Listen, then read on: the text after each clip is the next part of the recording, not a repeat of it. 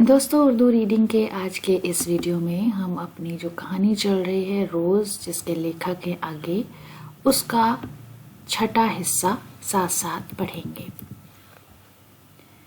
तभी महेश्वर ने पूछा, रोटी कब बनेगी? बस अभी बनाती हूँ।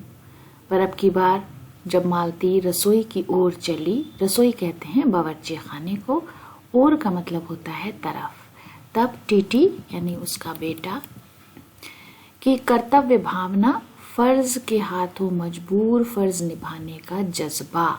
लिटरल मीनिंग इसका ये होगा, कर्तव्य का मतलब है फर्ज, भावना का मतलब है जज्बा। बहुत विस्तीर्ण यानी बहुत बढ़ गई, हद से आगे हो गई। वो मालती की ओर यानी तरफ हाथ बढ़ाकर रोने लगा और नहीं माना, नहीं माना। मालती उसे भी गोद में लेकर चली गई। रसोई यानी बावर्ची खाने में बैठकर एक हाथ से उसे थपकने और दूसरे से कई एक छोटे छोटे डिब्बे उठाकर अपने सामने रखने लगी। हम दोनों चुपचाप रात्रि यानी रात की और भोजन यानी खाने की और एक दूसरे से कुछ कहने की और ना जाने किस किस न्यूनता कहते हैं कमी की पूर्ति यानी उसको पूर्ण करना, मुकम्मल करना, पूरा करना, पूर्ति की प्रतीक्षा, इंतजार करने लगे। हम भोजन कर चुके थे यानी खाना खा चुके थे और बिस्तरों पर लेट गए थे। टिटी सो गया था। मालती पलंग की ओर यानी तरफ मोमजामा बिछाकर उसे उस पर लिटा गई थी। वो सो गया था, पर नींद में कभी कभी चौंक उठता था। एक बार तो उठकर बैठ भी गया था, पर तुरंत यानी फौरन ही लेट गया। मैंने महेश्वर से पूछा, आप तो थके होंगे, सो जाइए। वो बोले, थके तो आप अधिक होंगे यानी ज्यादा।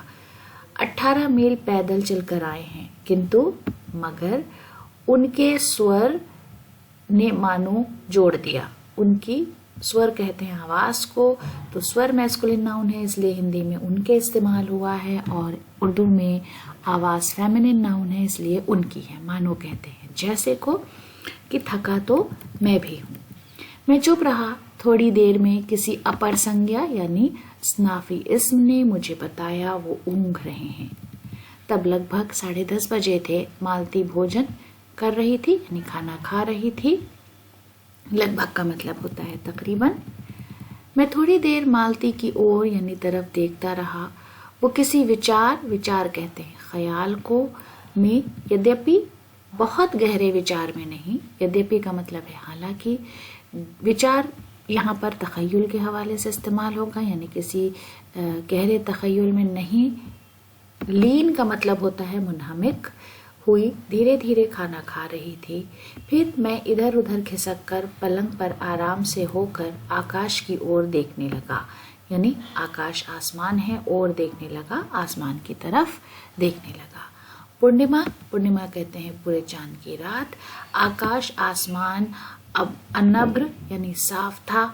मैंने देखा उस सरकारी क्वार्टर की दिन में अत्यंत शुष्क, अत्यंत का मतलब बहुत ज्यादा, शुष्क का मतलब होता है खुश्क, और नीरस यानी उबाऊ लगने वाली स्लेट की छत भी चांदनी में चमक रही है, मानो चंद्रिका उन पर से बहती हुई आ रही हो, झर रही हो।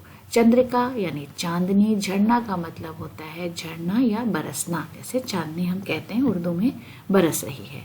मैंने देखा पवन में चीड़ के वृक्ष यानी पेड़, गर्मी से सूख कर मटमैले हुए चीड़ के वृक्ष धीरे धीरे गा रहे हैं कोई राग यानी धुन, जो कोमल यानी मुलायम नरम है, किंतु करुण नहीं है। करुण का मतलब होता है शफकत या हमदर्दी से भरी हुई। अशांतिमय है, हंगामा खेज है, किंतु उद्वेगमय नहीं यानी बेचैन नहीं। तो कोई धुन है जो नरम और कोमल है, मगर शफीक नहीं है, उस हमदर्द नहीं है, उसमें हमदर्दी नहीं है। हंगामा खेज है मगर बेचैन नहीं है। तो दोस्तों, आज का ये वीडियो यहीं पर ख़त्म करते हैं। अगले वीडियो में आपसे फिर मुलाकात होगी इसी का नया हिस्सा लेकर। वीडियो देखने के लिए बहुत बहुत शुक्रिया।